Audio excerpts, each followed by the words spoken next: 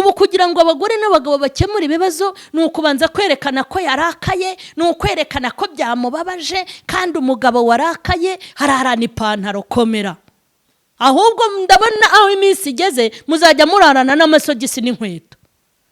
Umugore nawe wararanye hararanira ibaya, warakayiriye umugabo hararanira ibaya, byose nisutiye nishurujipe dasuve harabirarana.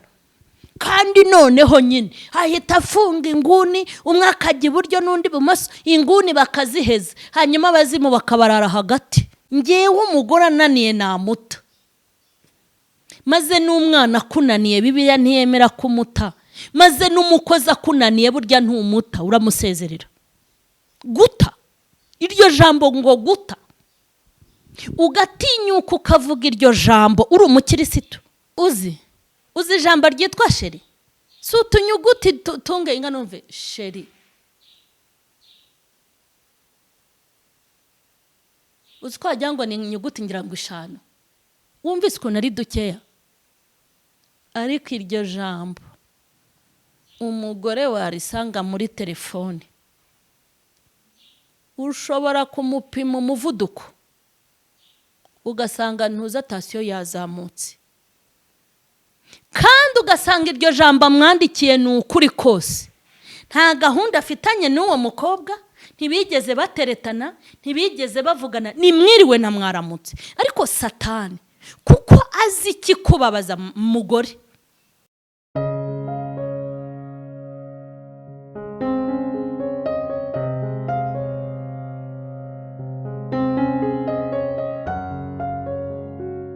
ndabashuhuje mu izina rya Yesu Kristo w'i Nazareti. Amahoro y'Imana nabe muri mwebwe. Nizere ko mumeze neza, umwami Imana akomeje kubarinda no kubitaho, kandi nizere ko ukuboko kwisumba byose gukomeje kubarwanirira. Imana rero nihabwe icyubahiro kuko yaduhaye kubaho no kuramuka, kandi neza y'Imana ikomeje kutuzenguruka iminsi yose. Turashimira Imana yaduhaye Yesu ikaduha n'umwuka wera, kandi turashimira Imana yashyizeho abakozi bo mu byiciro bitandukanye kugira ngo batubwire uko dukwiye kwitwara muri ubu buzima nk'abakristo, kandi batubwire uko dukwiye kwitwara kugira ngo tuzabone Imana. Nongere kubibutsa bakristo bavandimwe, ntimukomeze kuryoherwa n'isi. Isi ireze kandi irahishije, ni ukuri, kandi nkubwije ukuri, n'abatarayihinzemo Satani yabahaye uburyo bw'ukuntu bagomba gusarura bakarya ibyo batahinze. Niyo mpamvu dukwiye kuba maso cyane, kuko n'utakerekwa yarebesha ay'umubiri ukabona ko isi igeze ahantu habi. Ibi bintu rero nk'abakristo nitubibona tujye tureba icyo Bibiliya ibivugaho. Ibi byadutse Bibiliya ibivugaho iki? Ese iki kinyejana tugezemo umukristo akwiye kucyitwaramo gute? Iyi vision, ibibazo byageze ku muntu wese, umukristo yabivamo gute? Nongere mbibutse ikintu gikomeye, turi abakristo, turi abakirisitu ba Kristo. Nta na rimwe duteze kuzoroherezwa ngo kuko ibihe byakomeye. Mureke mbabwize ukuri, nta na rimwe Bibiliya izavaho n'inyuguti ngo kuko turi mu bihe bikomeye dukureho inyuguti. Kandi ikindi, nubwo turi mu bihe bikomeye, nta na rimwe Bibiliya tuzongeraho inyuguti n'imwe kugira ngo twiyorohereze. Kuko ijambo ry'Imana rivuga iki? Ijambo ry'Imana riravuga ngo hahirwa abapfa bapfiriye mu mwami, kandi ngo hahirwa abantu bihangana kugeza gupfa.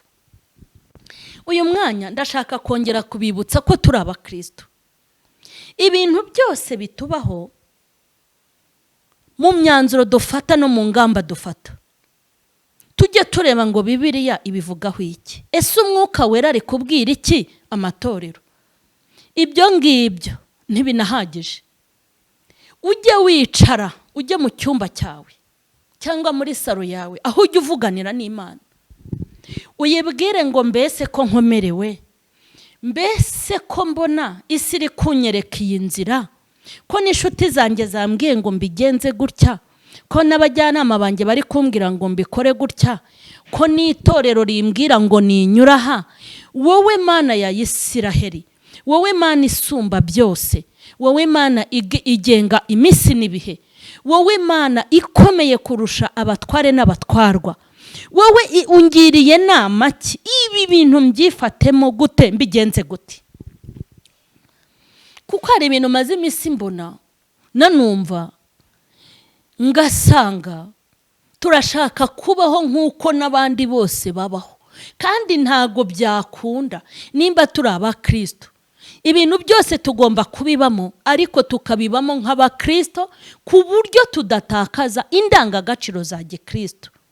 Kuko twebwe intumbero yacu ntago dufite intumbero nk'iy'abantu binaha.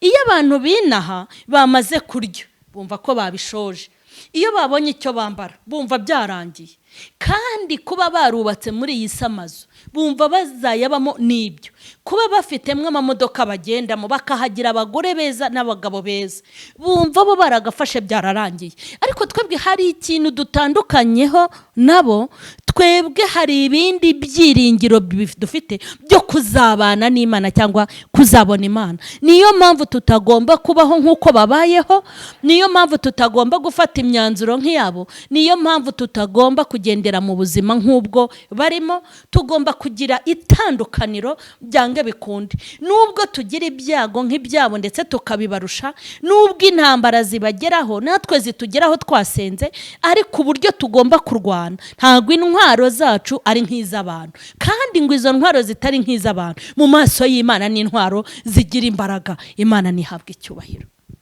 Ni muri uwo mwanya mwabonye ko muri iyi minsi ndimo kuganira ku biganiro byo mu ngo, abubatsi. Mfite ibintu byinshi byo kuvuga kandi ngomba gukora mu gihe cyanjye, kandi binezeza umutima wanjye iyo ndi kuba uwo ngomba kuba we.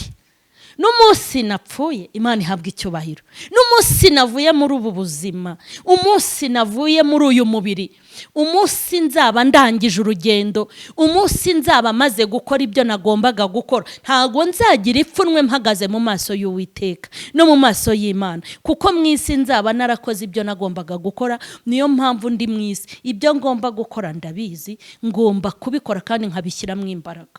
Ibi bintu rero ndashaka kugira inama abagore n'abagabo b'abakirisitu. Mureke mbabwire, ibintu byarateye muri iki gihe. Ubu imvugo iri mu bubatse niyo kuvuga ngo nananira nzamuta. Iyo nananira nzamuta ntago ikwiriye umukristo wamanitse ikiganza hakavuga ngo tuzatandukanwa n'urupfu. Naho waba warabikoze waribeshye, naho waba warahisemo nabi, naho waba nyine bitaraturutse ku Mana, naho waba waramwihaye, naho mwaba mwarahuriye he, ntago iyi mvugo ari y'abantu b'abakristo bategereje kuboneka kwa Kristo cyangwa bategereje ubugingo buhoraho. Izi mvugo ni iz'abanyamahanga, ni iz'abantu batigeze basenga, ni iz'abantu batigeze bamenyana n'Imana. Iyi mvugo uri umukirisitu ntukayikoreshe. Uri umugore w'umukirisitu, uri umugabo w'umukirisitu, uri umusore uri kurambagiza, uri umukobwa uri kurambagizwa, iyi mvugo ntabwo ari iy'abakirisitu. Nananira nzamuta, ngewe umugore ananiye namuta, maze n'umwana akunaniye Bibiliya ntiyemera kumuta, maze n'umukozi akunaniye burya ntumuta, uramusezerera. Guta, iryo jambo ngo guta, ugatinyuka ukavuga iryo jambo uri umukirisitu, kandi uzi kujya kubona uwo mugore wasenze amavi yawe akamera nk'ay'ihene, ariko nakunanira uzamuta. None se icyo ukora nimba waramutoraguye uzanamute, wenda byaba bifite ishingiro, waramutoraguye burya no kumuta ntacyo, cyane ko nta n'abakirisitu batoragura. Ubundi mutoragura mute muri abakirisitu? Ni gute umusore uzi kujya mu butayu akamenya kujya mu buvumo agakubita iminsi 3 atarya atanywa, akajya muri repetisiyo akaririmba. Ni gute mu gihe cyo kurambagiza ajya gutoragura? N'ubundi byo muzatoragura muzabita. Ntabwo izi mvugo zibabereye, nta nubwo zibakwiriye. Nzajya mvuga ubundi nkarabira imbere yanyu. Ngewe nshatse umugabo akantesha umutwe namuta, sawa nyine. Ntabwo iyo mvugo ari iy'umuririmbyi, ntabwo iyo mvugo ari iy'umuhanuzi, iyo mvugo si iy'umushumba, iyo mvugo si iy'umupasiteri, iyo mvugo si iy'umuhanuzi. Izo mvugo ni iz'abantu batubaha Imana, batigeze banayimenya. Ntabwo ariko bigomba kugenda. Kandi ubundi hari n'ikindi shaka kubabwira. Hari igihe wicara ngo umuntu azakunanira, ngo azananira, ngo azananira, ngo azananira, ngo nananira. Nakunanira ntabwo uzahita ujugunya, kuko nujugunya ntabwo bizakugwa amahoro. Ubu dufite abantu batandukanye n'abagore babo, barimo kurira yo kwarika kuko aho babajugunye badashobora kongera kujya kubatora. Dufite abagore bataye abagabo, barabata, ubu bari kwicuza, badashobora kubona andi mahirwe yo kongera kugira gute, yo kongera guhura. Iyi message ndi kuyiha abakirisitu. Impamvu ndi kuyiha abakirisitu, mwavuze amagambo akomeye, mwakoze ibintu bikomeye kugira ngo mubane n'abagore banyu, mubane n'abagabo banyu. Ahantu hose abafite ibyifuzo ni mupfukame. Mana rwose mbabura, ntago nkeneye gukomeza kuba njyenyine nk'umugore. Ugafata y'iminsi 2, ugafata y'iminsi 3, ugasenga umwaka wa mbere, ugasenga imyaka 5, ukageza mu myaka 10 usenga usaba umugore muzabana, ukagera muri 15, ukagera muri 20, usenga ubwira Imana, Mana muha umugore, Mana muha umugabo, Mana muha umugore, Mana muha umugabo, muwa tuzabana. Maze igihe kikagera, Imana yo mu ijuru ikajya gute, ikumva gusenga kwawe ikamuguha. Ngiye kubabwira ahantu rero mujya mwibeshyera. Nimba hari umusore wicaye hano utegereje gushaka marayika, nta marayika ubaho w'umugore, nta na marayika w'umugabo ubaho. Uwo mugore wawe witonda, n'uwo mugabo wawe witonda, abamuvuga ngo mwabahawe n'Imana, ngo namushatse ari umugabo muzima arahinduka, twabanye ari umugore mwiza arahinduka. Ntago yahindutse, ahubwo hari intambara, hari urugamba abantu babaho muri ubu buzima. Satani akurasa, akakurasa, rimwe na rimwe akaba yaguca urugingo, cyangwa akagukomeretsa ugacumbagira, cyangwa akakwica ugapfa burundu. Ahubwo ntago buryo uko wabifasha ariko byari bimeze. Aritonda, ariko Satani uri hanze hano ntago akeneye ko museka. Ubwo rero adakeneye ko museka, azi icyakuriza, azi icyagukomeretsa, azi icyatuma wivumbura, azi icyatuma muryama muzungu wayine mu buriri. Burya arabizi, azajya gutega igisororo uvuye ku kazi Satani. Aho kugira ngo urebe Satani waje muri icyo gisorori, igisorori kiba mu gikoni ariko ukagisanga mu ntebe muri saro, arabizi ko wanga umwanda, arabizi ko watahanye n'umushyitsi. Ni abamarayika n'abana beza, ariko bari mu ntambara na Satani. Satani udashaka ko muryama mwerekeranye mu buriri, Satani ushaka ko muryama muzungu wayine, Satani ushaka ko mutandukana, Satani ushaka ko mutabana, Satani udashaka ko musazanya. Afite ibintu agomba kugutega, harabizi ko ugiye gutahana n'umushyitsi mukorana, hanyuma hari ukuntu ari bubigenze, hari bukoresha umwana, usange yasutse igikoma mu ntebe, maze ijisho uhita uricanira, umenye nk'umuntu maze gufata ku itabi bita umugongo w'ingona, maze ritukure nk'ako kanya. Icyo gihe rero umugore ntabwo ahita yitwa umugore, uri bumwite igicucu nta soni ufite kandi uri umukirisitu iki gicucu cy'umugore, icyo gihe n'umukozi ntabwo ari bubibazwe. Kandi ntumenye ko wa mugabo we nawe wiriwe mu rugo icyo kintu umwana yakoze nawe burya cyakubaho. Abo bagabo beza Imana yabahaye n'abo bakobwa beza musaba, nashakaga kukubwira ngo ni beza ariko bari mu ntambara. Wimujugunyira Satani ahubwo mufashe kurwana.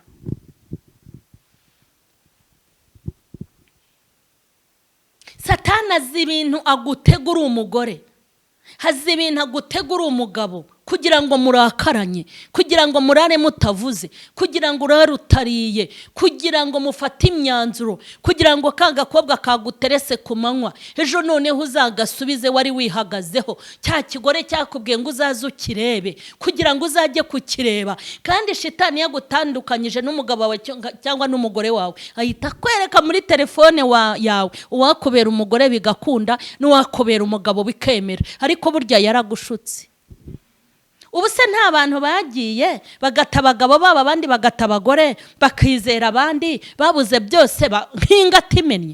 Ari umugore wa mbere nta mufite, ari umugabo wa mbere ntawe, n'uwa kabiri ntawe uhari, ameze nk'ikiroroge yirirwa bungera yirukanka. Satani mumenye amayeri ye, burya uko wamushatse ngo arakitonda ahubwo ari mu ntambara. Nimufatanye kurwana.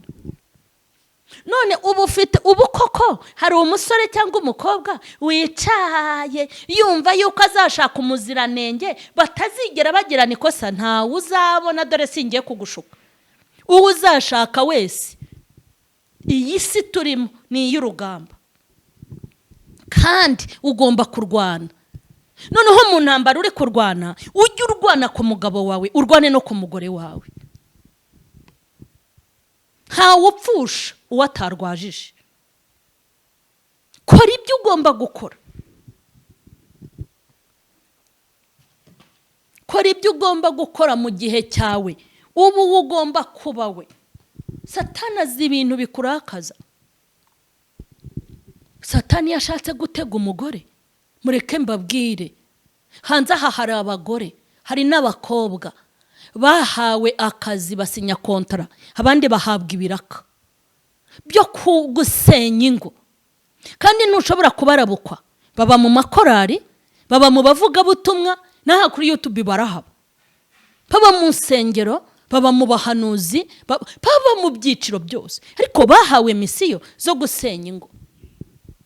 Hahandi uzicara ukabona umukobwa arabizi neza ko uyu yandikira ari umugabo ufite umugore, ubona aramwandikiye rwose amubwira ati sheri waramutse ute? Uzi ijambo ryitwa sheri? Si utunyuguti tunge inga numve sheri. Uzi ko wagira ngo ni inyuguti ngira ngo 5. Wumvise ukuntu ari dukeya? Ariko iryo jambo umugore warisanga muri telefone, ushobora kumupima umuvuduko ugasanga ntuza tasiyo yazamutse, kandi ugasanga iryo jambo amwandikiye ni ukuri kose. Nta gahunda afitanye n'uwo mukobwa, ntibigeze bateretana, ntibigeze bavugana, ni mwiriwe na mwaramutse. Ariko Satani kuko azi ikikubabaza mugore, nawe iyo sheri wabonye muri telefone, aha kugira ngo ubanze uyikorere ubugororangingo, uyikorere ubanze uyirebe umenye ngo yaturutse hano, uhita uvuga uti indaya y'umugabo, ugenda usare usizore. Muri kwa gusara urasarana umugabo udafite iyo gahunda yo guteretana, urasarana umugabo utarigeze agira iyo ndwara, urasarana umugabo urwana intambara za buri munsi zo kutaguca inyuma. N'umusarana rero arahita bihuza n'ukuntu yirinda akanihangana, ahubwo noneho umwoherejeyo bye avuga tasike n'ubundi rishyano ry'umugore ntago rinyizera, ndaje mbikorere rimwe. Hanyuma so yumva uyu mugabo ntiyitondaga, ntago yitondaga, ahubwo muri ku rugamba. Hanyuma uyu mwuka Satani yashyize mu bantu wo kumva yuko abantu ko mubanye ariko mugomba gutandukana, nje kukubwira ngo uyu mwuka ni ikinyoma Satani yabashyizeho. Mwumva ko kubana ari uburenganzira bwanyu, mukumva ko no gutandukana ari uburenganzira bwanyu, ariko ijambo rirambwira ngo hari ijambo ry'Imana rivuga ngo ntago turi abacu ngo twigenge. Wigengaga cya gihe wari utarakira Yesu. Igihe wari utaramwakira nk'umwami n'umukiza, wari wemerewe kuvuga no gukora ibyo ushaka. Ariko umaze kumubwira ngo nakubera umwami, akubere n'umukiza, ukavuga ngo w'ubugingo bwawe aba ari ukuyobora, burya wahise ujya mu yandi maboko y'Imana. Ntago rero ugomba gukora ibyo watekereje n'ibyo washatse byonyine, ahubwo ujye uca bugufi uyoboze Imana inzira ukwiye kunyuramo ikunogeye kandi ikazakuviramo umugisha. Narindi kubabwira iri jambo rivuga ngo nananira nzamuta. Shatse umugore akananira njye namuta. Iri jambo nababwiraga ko atari ry'abakirisitu. Nta na rimwe ushobora gushaka umuntu muzabana mu nzu nk'umumarayika. Satani azamutega imitego kugira ngo akubabaze, hanyuma na Satani atega undi imitego kugira ngo akubabaze, ariko umuhanga w'umunyabwenge uzajya wicara umenye ngo mbese ibi bintu si Satani uri kunshaka. Satani ntarimo kunshakaho impamvu. Uyu mugore namubwiye ko izi nkweto arizo nzambara ejo, none ndebera ntazo yahanaguye. Aho kugira ngo uhite umutuka kandi ari umugore wawe, wafashe icyogesho ukazihanagurira.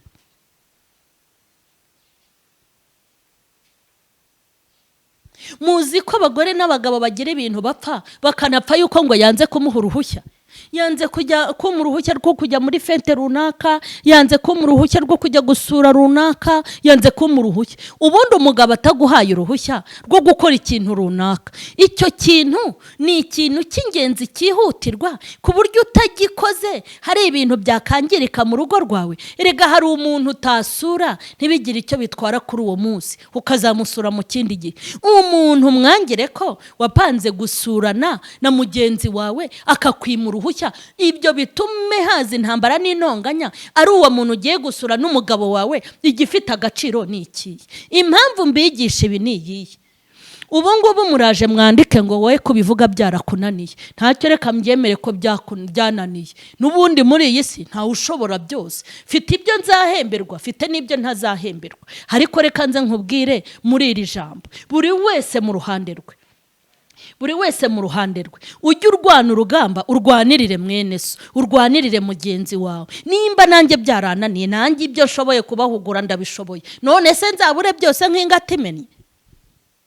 Ubu se nimbubakira ingo zigakomera, mwibwira ko Imana itazabimpera? Izabimpera umugisha, kandi umugisha wabyo mpora nkubona uko bwije n'uko bukeye. Bakwimye uruhushya bivemo intambara. Umugabo yanze kujya gusenga ninjoro, bivemo intambara. Ese nimba yanze kujya gusenga, kwiyusenga ari Imana ko yabikwangiye uyu munsi, ejo ko yari yabikwemereye, ko n'ubutaha azabikwemerera. Wagiye mu cyumba cyawe ugasenga, wagiye muri saro ukarisenga, Imana ntiri bukumve. Ibi bihita bizamo intambara, ambuza gusenga, umurebe nabi. No, nimumenye ko ubarwaye ni Satani kandi ntakeneye ko museka. Nihavuka ikibazo mu rugo, ntugahite ubonamo umugabo wawe cyangwa ngo uhite ubona umugore, ujye ubona Satani. Kandi reka mbabwire, hari icyigisho ndi kubategurira cy'ukuntu mugomba gukemura ibibazo hatabaye amakimbirane. Ukuntu ushobora gukemura ibibazo nta makimbirane agize gute habaye. Ibibazo nibikemuke. Ubu kugira ngo abagore n'abagabo bakemure ibibazo, ni ukubanza kwerekana ko yarakaye, ni ukwerekana ko byamubabaje, kandi umugabo warakaye hararana ipantaro komera. Ahubwo ndabona aho iminsi igeze muzajya murarana n'amasogisi n'inkweto.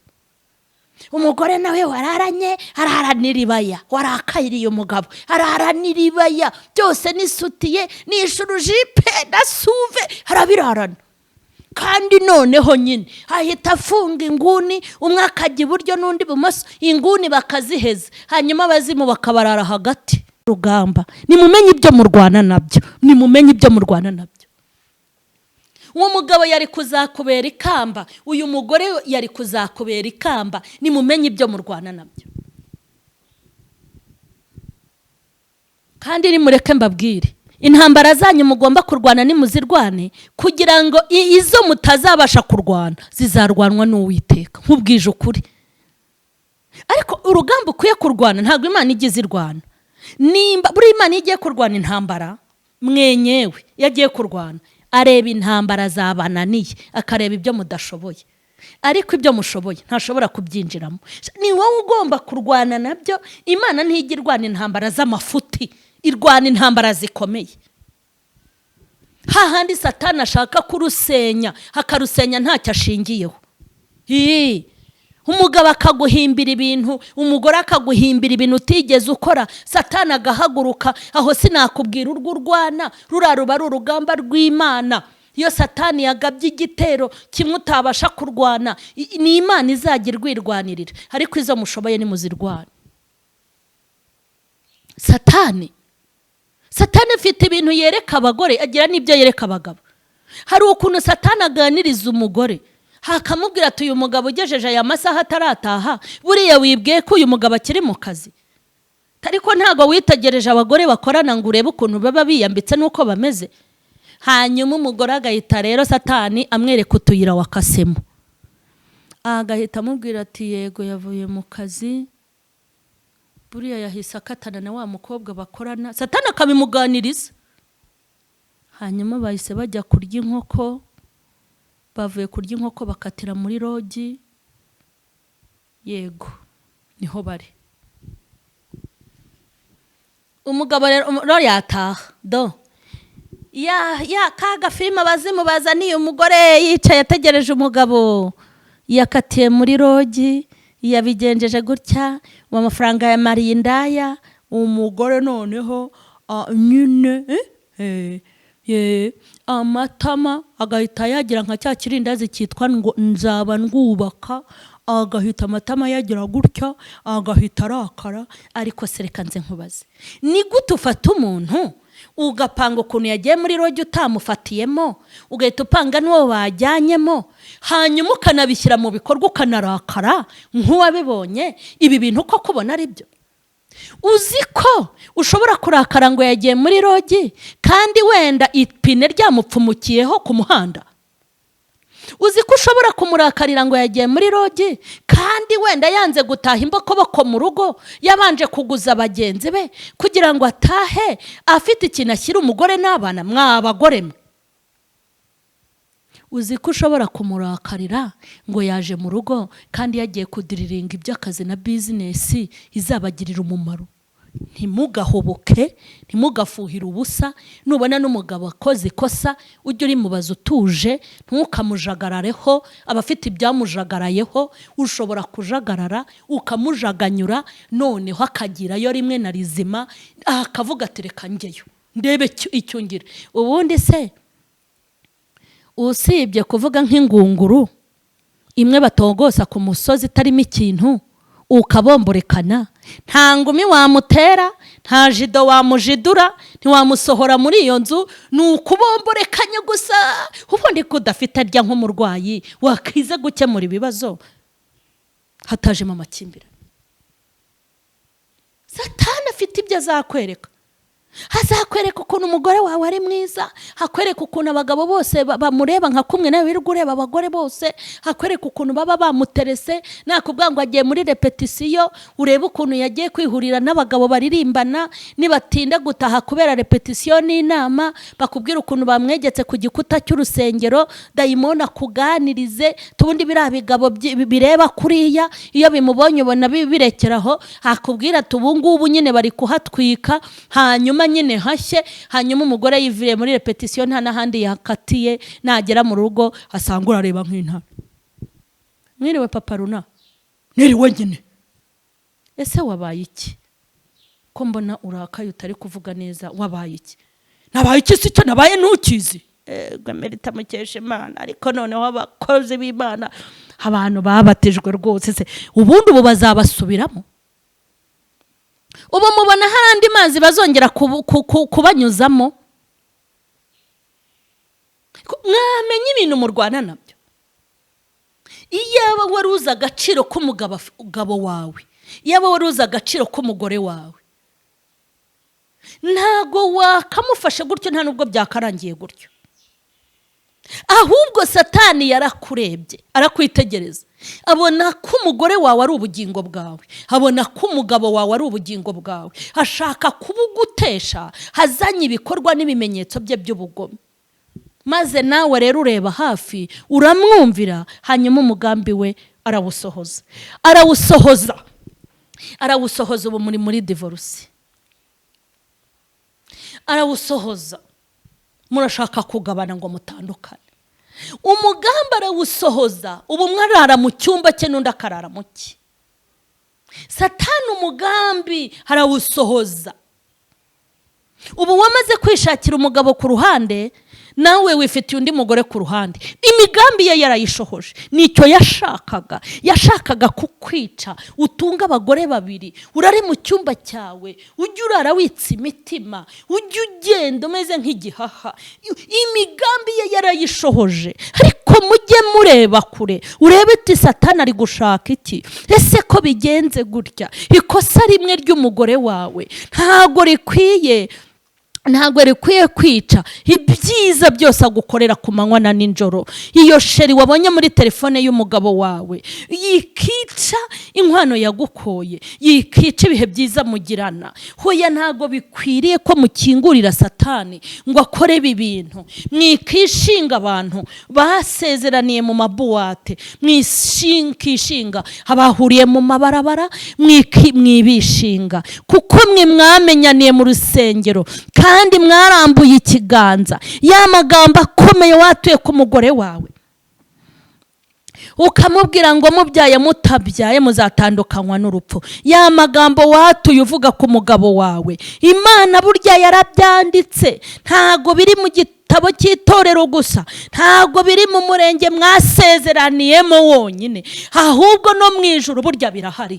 Mu ijuru birahari kuri umugore wa runaka, mu ijuru birahari kuri umugabo wa runaka, mu ijuru birahari. Ntago ari uko mukwiye kurangizanya, ntago ari uko urugamba rwanyu mukwiye kururwana. Nimugisha inama Imana mbere yo guhamagara imiryango, mbere yo kujya mu rukiko, mbere yo gufata divorce, mbere yo kwiyambaza inshuti, mbere y'iyindi myanzuro. Nimwegera Imana ya Isiraheli. Dufite Imana ivugana natwe, dufite itanga amasezerano, dufite ikubwira ngo rurwane gutya, dufite kugira inama. Wibigenza gutyo, ngiye kugusengera. Imana ibahe umugisha, Imana ibigisha ubwenge, Imana ibahe kwitekerezaho, Imana ibahe kwibaza no kwisubiza, Imana ibagira inama mu ngo zanyu, kuko birakabije kandi biteye agahinda. Abantu barabana babizi neza ko bahita batandukana. Ese kuzi kugiye gutandukana gushaka wabiretse? Abantu bari kujya gushaka bashaka aho bibogeka, abandi bari kujya gushaka bakeneye imitungo. Nidushakana tuzagabana. Iyo tuzagabana dore bajyanye kuzimu, irabarimbuye kandi muba mu nsengero. Tuzagabana. Ese igisambu kiruta umugore wawe? Icyo gisambu kiruta umugabo wawe? Mwami wanjye Yesu, uri umunyamahoro kandi uri umunyamahame kandi uri umunyembaraga. Uyu mwanya ntambukije iyi message mburira abahungu n'abakobwa bawe, mburira abagore n'abagabo, mburira ubwoko bwawe ishyanga warose. Ndabasengeye Mwami, maze kuvuga nk'uko uba wantumye kandi wamfashije. Ndabasengeye abari muri divorce, ndabasengeye abarimo kubipanga, ndabasengeye abagize intege nkeya n'abari kwirwanirira. Ndabasengeye mu izina rya Yesu. Bagira inama kandi ubafashe, begere kandi ubabe hafi. Mwami ubasure, ubasange kandi ubagenderere. Ineza yawe nibabeho Mwami. Niwubake kuko biri gusenyuka. Uri umunyembaraga kandi uri intwari. Abantu nibararame bakurebe, nibakuyoboza inzira, bakugisha inama, kuko uri Imana iyobora umuntu mukuri kose no mu mwuka. Kandi iyo wayoboye umuntu nta na rimwe ajya yoba, kandi umuntu iyo ugendanye nawe ntago ajya seba. Abo mwagendanye ntibasebye, abo wagiriye inama bazigiriwe nawe ntago bigeze bakorwa n'isoni. Ndasenze kugira ngo iki kiganiro kigeze kure, ugiherekeze mu izina rya Yesu. Imbaraga zawe Mwami zikigeze ku muntu wese gikwiriye, kandi ubwami bwawe bukomeze kwagukira mu miryango. Urakoze Yesu, cyubahiro n'ikibi cyawe ni mu izina rya Yesu, amen. Imana nibaho umugisha. Ndabashimiye cyane abakurikiranye iyi message nari mpaye, abakristo, abagore n'abagabo bubatse ingo kandi b'abakristo. Imana ibashoboze kubyumva, kandi ni mu byumva munabyumvire, kandi mujye mwumva icyo umwuka abwira amatorero. Abatarakora subscribe ni muyikore. Inama n'ibitekerezo birakenewe. Imana nibaho umugisha. Ndabakunda, amen.